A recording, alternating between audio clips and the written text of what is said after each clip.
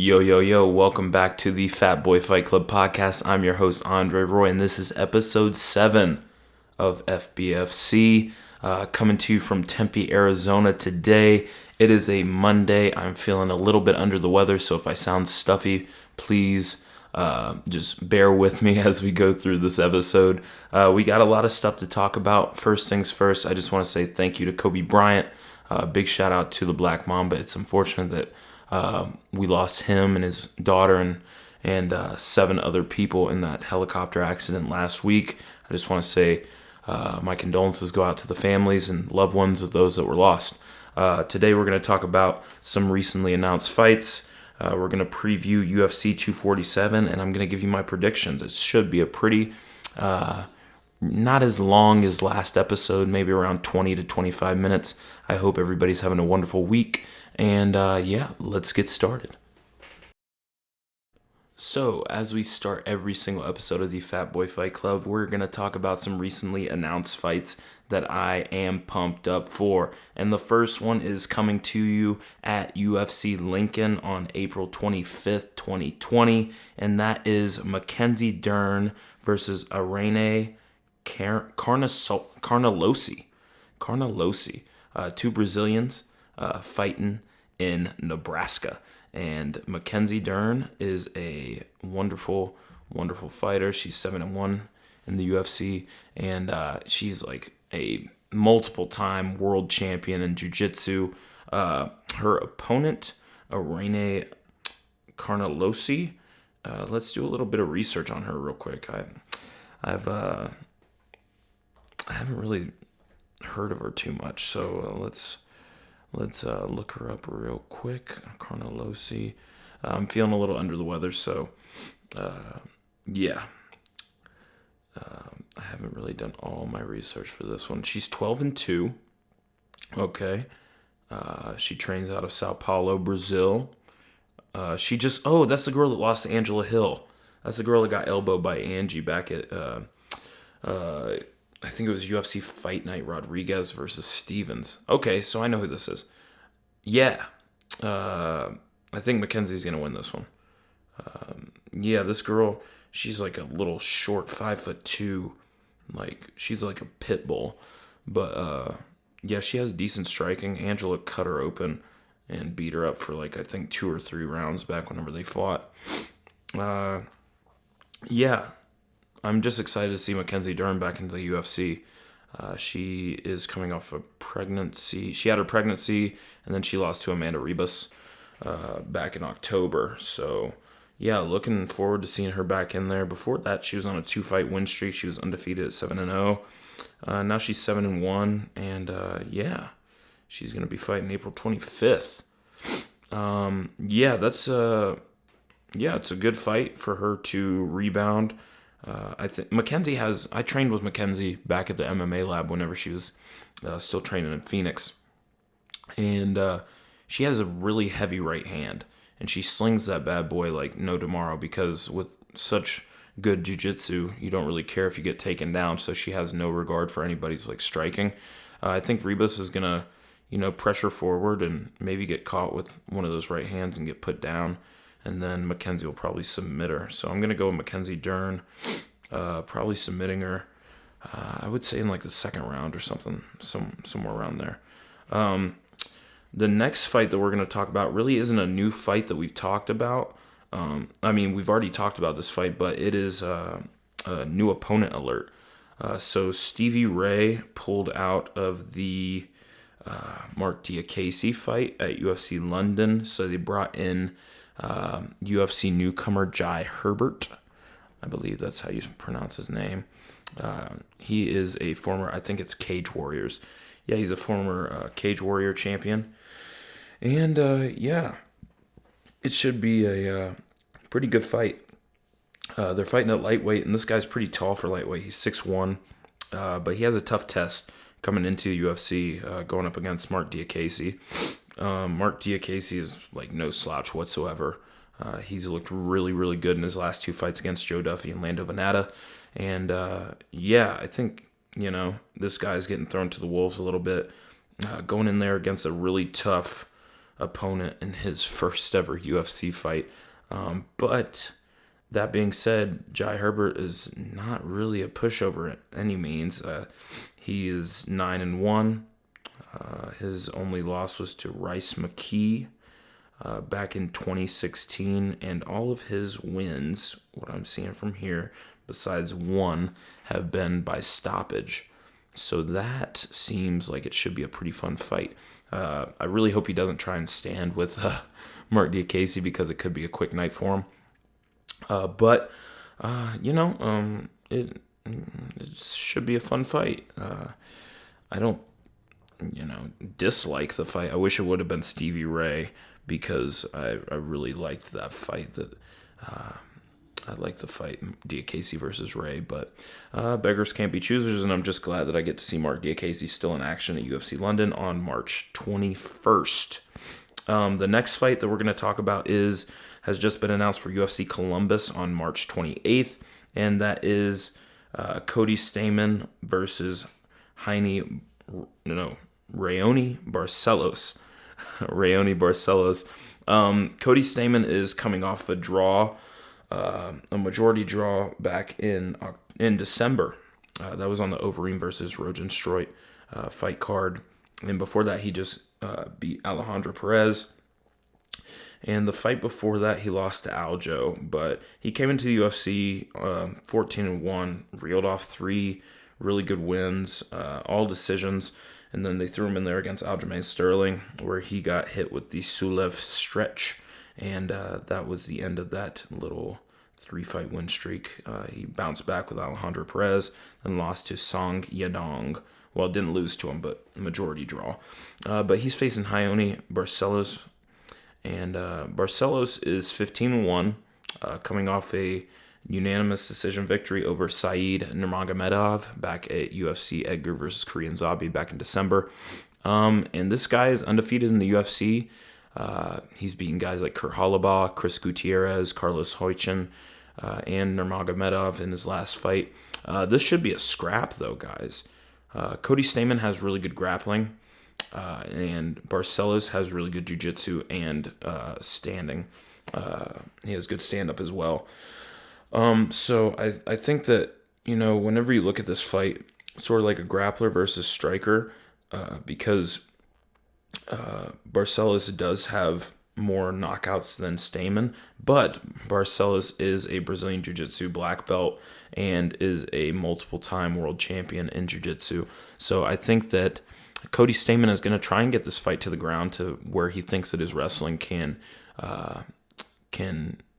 do more work than Barcelos' ground game. But I just think that Barcelos has good takedown defense, as was seen in his last fight against Nurmagomedov.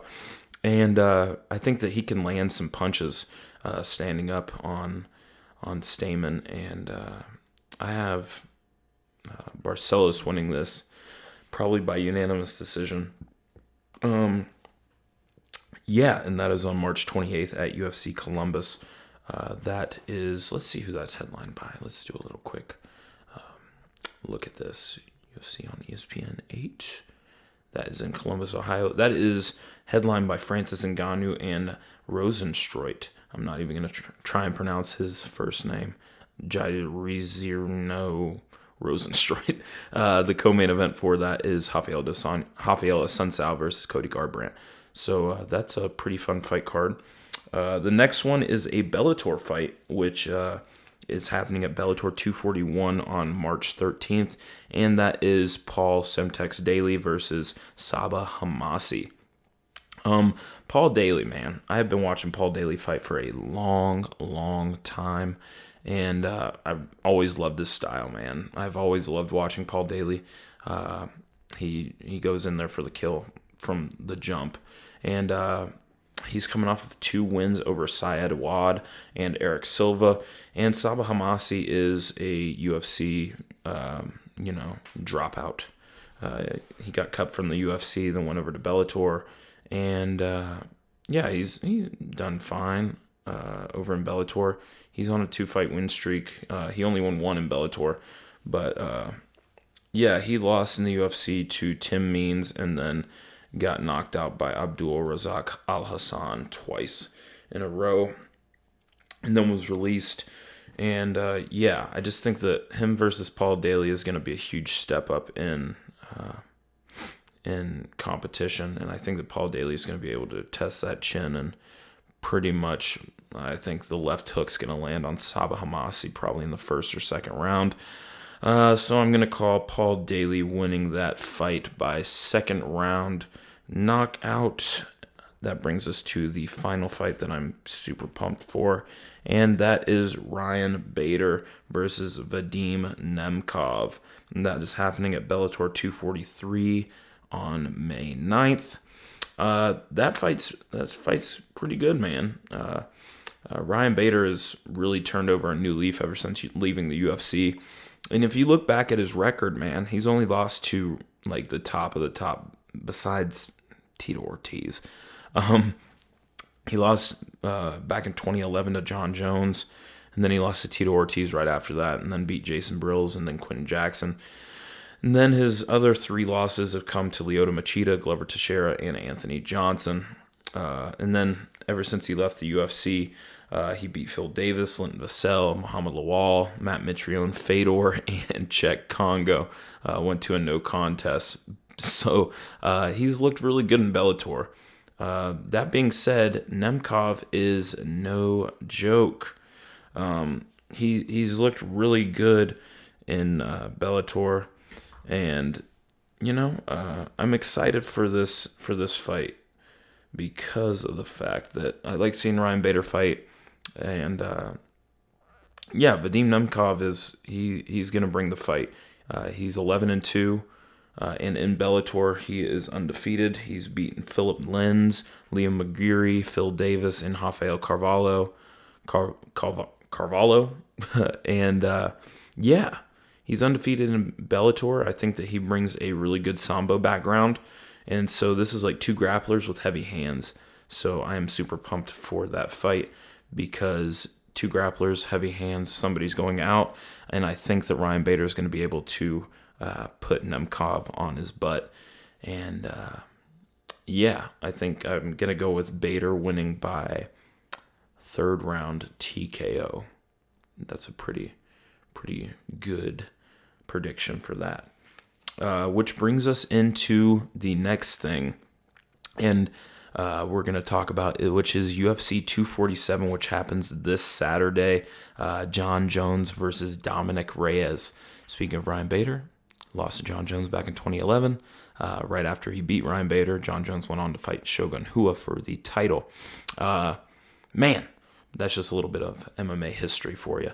This fight card is pretty stacked from bottom to top. And the night is starting off in the prelims as Austin Lingo takes on Youssef Zalai. And that fight is brand new. And it features some newcomers. I have Austin Lingo winning that fight by first round KO. I think that fight is going to be a first round KO. I've watched Lingo and LFA, and he has dynamite in his hands, and I don't think that Youssef will be able to weather that storm. And I have Austin Lingo winning via first round KO. The next fight that we're going to talk about is Andre Ewell versus Jonathan Martinez. Andre Ewell is sorry, I burped.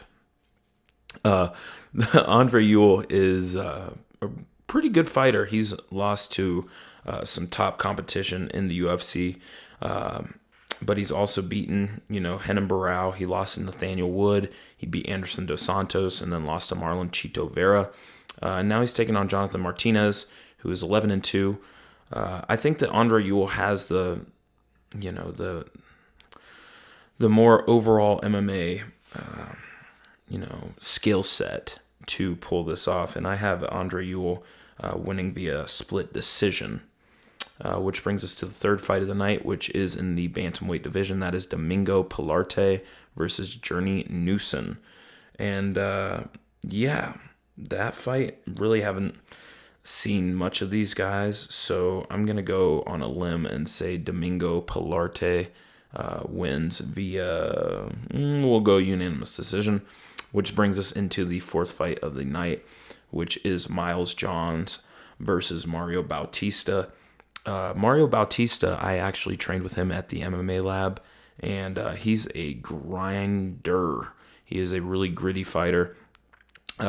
Pretty good hands, good grappling, and all that good stuff. But Myles Johns is very, very talented.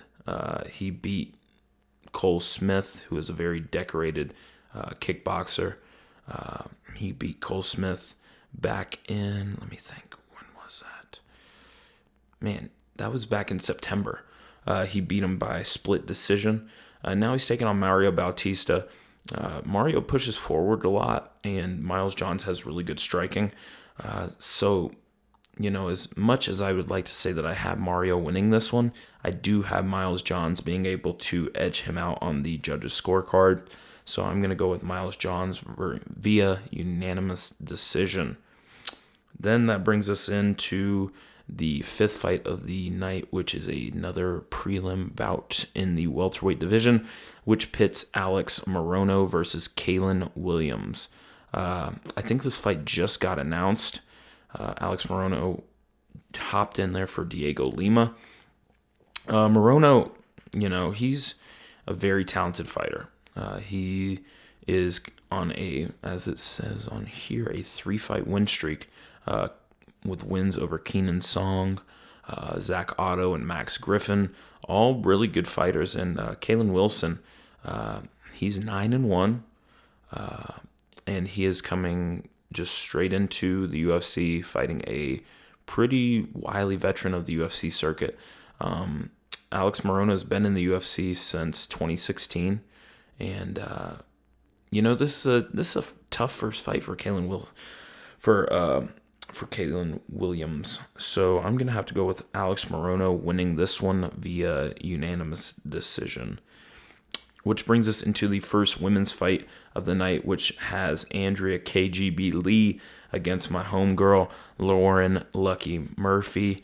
And, I love watching Lauren fight. She moved to San Antonio. I trained with her at the lab as well. And she's coming off of a very, very good victory. And she's fighting... No, she didn't move to San Antonio. She moved to Houston. That's my bad. She moved to Houston, and she beat Mara Romero Borrelia back in August.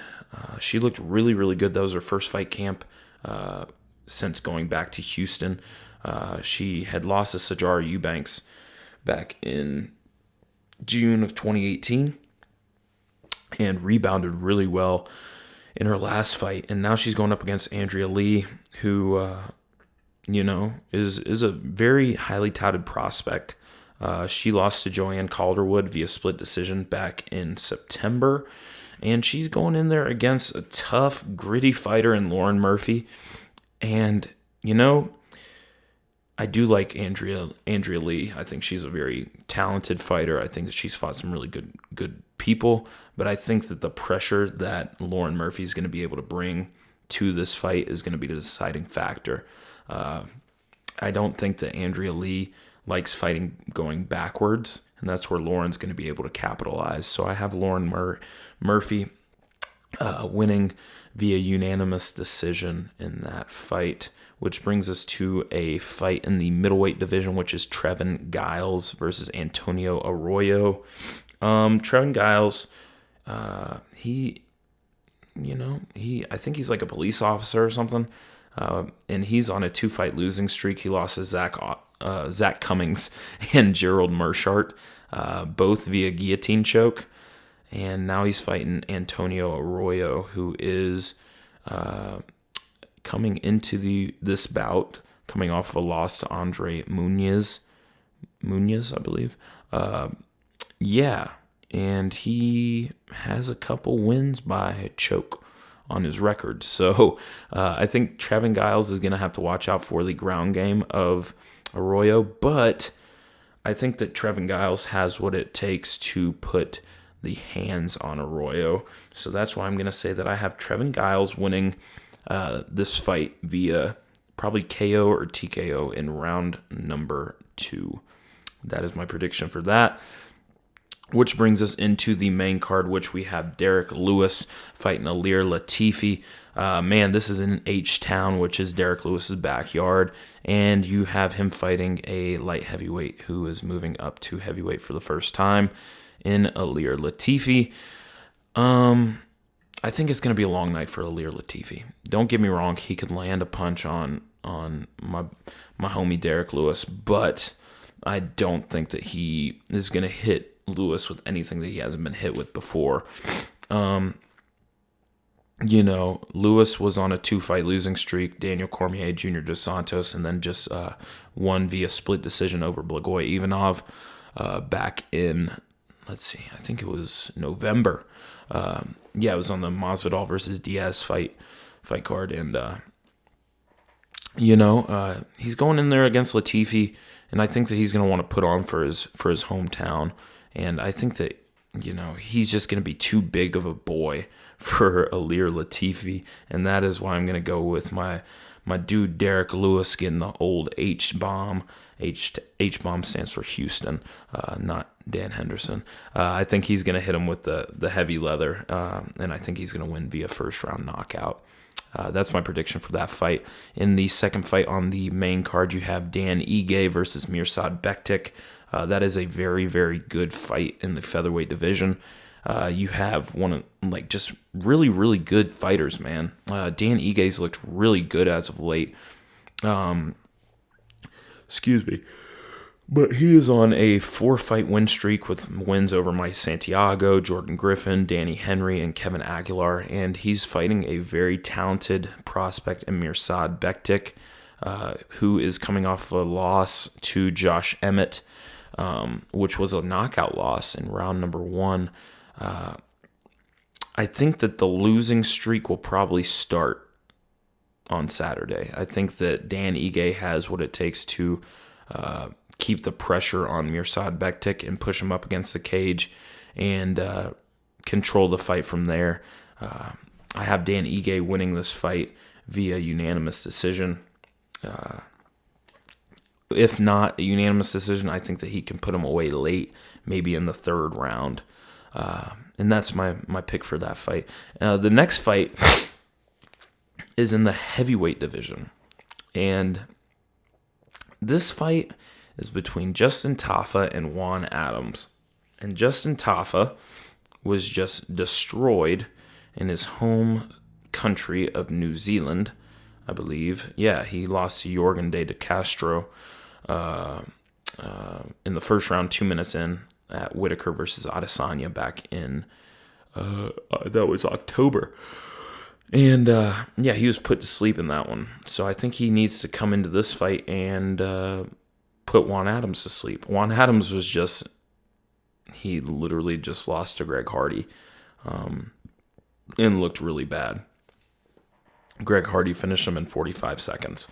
And before that, he lost a decision to Arjan Bowler back in May of 2019. He was on a 5-fight win streak coming into the UFC. Well, 4 coming into the UFC. Then got to the Contender Series, won that one, and then got signed, and then beat Chris De La Rocha, who's this old, out-of-shape looking fella. And I think the hype train was behind Juan Adams, but since his last 2 fights, I haven't really been very impressed, to be honest. Especially that Greg Hardy fight, he just folded and then threw a temper tantrum after he lost. And so I'm going to have to say that my prediction for this fight is going to be Justin Tafa knocking Juan Adams out once again in round number 1. I think that he's just too heavy-handed, and Juan Adams just looked really piss poor against Greg Hardy in his last go-around. So, I'm going to go with Justin Tafa getting the win via first-round KO. Which brings us into the co-main event of the night, which is Valentina Shevchenko versus Caitlin Chukagian. This is the number 1 and number 2 flyweight women's ranked fighters. You have Valentina, who is just she's a murderer. Like, if you watched her last fight, which was against Liz Carmouche, she just beat the shit out of her.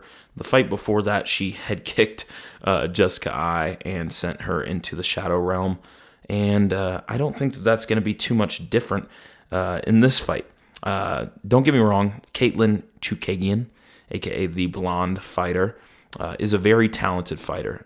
She's beaten, Jennifer Maia, Joanne Calderwood, Alexis Davis, Irene Aldana, Lauren Murphy, Sajara Eubanks. So some really tough competition, but her striking is not nearly on the level of Valentina's. Plus, Valentina has a really good ground game as well, good takedown defense, and that's where Chookagian is going to have to get this fight. But I do not see her getting this fight to the ground, which leads me to my prediction for this co-main event, and that is Valentina still walking away as a champion after a second-round knockout of Katlyn Chookagian. That's just my prediction, I don't see anyone in the strawweight women's division really challenging Shevchenko, in the next couple months. Maybe there's, I don't know. You have all these young bloods like Macy Barber, who didn't get finished, but got destroyed by Roxanne the other week. So, everybody was like, oh, she could probably give Valentina a run for her money. No, that's not the case. I do think that my buddy Lauren Murphy could possibly keep the pressure on Valentina, but that is yet to be seen. So we'll have to see how the fight plays out between Lauren and KGB to see what the strawweight rankings are looking like after this fight. But I do have Valentina winning this fight against Katlyn Chookagian via second round knockout, which leads us into the main event of the evening, which is Jonathan Dwight Jones, aka Johnny Bones, taking on Dominic Reyes. This fight is pretty interesting. You have a guy who is undoubtedly the greatest of all time in Jon Jones. He's 25-1, literally lost to Matt Hamill back in 2000. I want to say, let me check. Was it 2008 or 2009? It was 2009 via illegal downward elbows. And has not lost since, and should be undefeated. I wish they could go back and switch that loss to a just no contest or something. But Jonathan Jones is undoubtedly the greatest of all time. On my ranking of, MMA Mount Rushmores, I would say it was Jon Jones, Mighty Mouse, GSP, and I would say Fedor Emelianenko. That is my Mount Rushmore of MMA greatness. And I believe on Saturday we are going to see greatness once again from Jon Jones. Dominic Reyes, don't get it twisted, is a very talented fighter. He's 12-0 for a reason. He's knocked out a lot of people. He has a very nice left hand, but he hasn't faced the type of competition such as Jon Jones. You got levels. And don't get me wrong. If you're in the UFC, you're a very talented fighter. You are one of the top of the top if you're in the UFC. So just beating somebody in the UFC is a very good win. But he's beaten people such as Joachim Christensen, Jeremy Kimball. Those are two people who've come and gone in the UFC. He beat Jared Cannonier. This is back when Cannonier was at light heavyweight. At middleweight, Jared Cannonier is a whole different beast. So that's a good win. Then he beat OSP via unanimous decision. And then was the split decision win over Volkan Ozdemir, which I do not think that he won. I'm just going to put that out there. I think that Volkan won that fight, but, that's in the past. And then his last fight was against a middleweight moving up to light heavyweight, which is a terribly bad idea unless you're Anthony Smith or Thiago Santos. And that was over Chris Weidman, which he landed a left cross and then proceeded to beat the shit out of him on the ground in round number 1 back in Boston. I don't really see Dominic Reyes being able to use that left hand too much against Jon Jones. I think that Jones is, going to be one of the longer fighters that Dom Reyes fights. Dom Reyes is 6'4", so he's pretty tall. It's pretty tall. Jon Jones is 6'4" or 6'5", but I think that the reach is where Jon Jones is going to be able to utilize it, as well as his wrestling game. I don't think that Dominic Reyes is going to be able to stop the wrestling game of Jon Jones. And I just hope that Jon Jones does not fight down to the level of his opponents.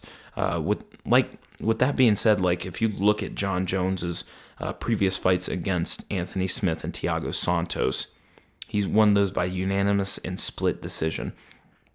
And I don't think that those guys are up there with the greatest light heavyweights that he's fought. When he fought Gustafsson and beat him in 3 rounds back in 2018, at UFC 238, and literally just mauled him, Alexander Gustafsson is super good. When he fought Daniel Cormier, he was like a world beater. And then he fights guys like OSP, Anthony Smith, Thiago Santos, and I feel like he just doesn't fight them the same way that he does against these guys like Gustafsson, Cormier, Vitor.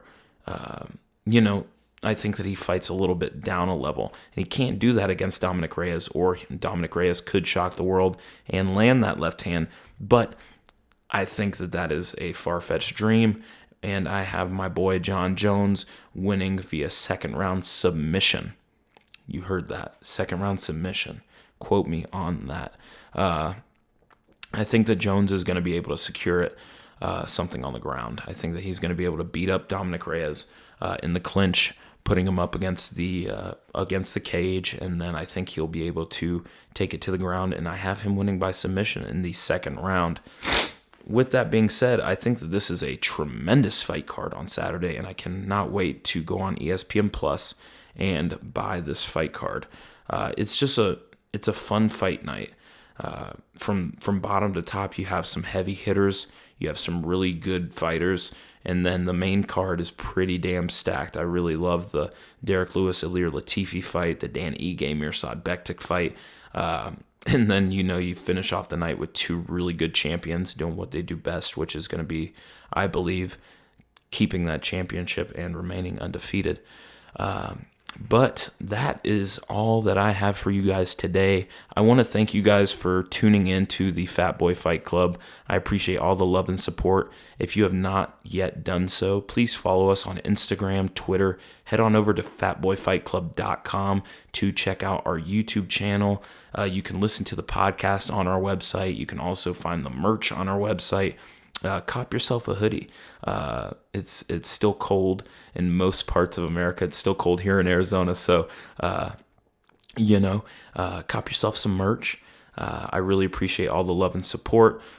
Big shout out to my freshman wrestling team who went to the All Arizona State wrestling tournament this past Saturday and did the damn thing. We brought 9 wrestlers and 8 of them placed in the top 4 of the state. We brought home 3 golds, and it was just a tremendous day. So big shout out to my boys. And if you made it this far in the podcast, I just want to say thank you for listening. And until next time, I got 3 words for you, and that is to enjoy the fights. Peace.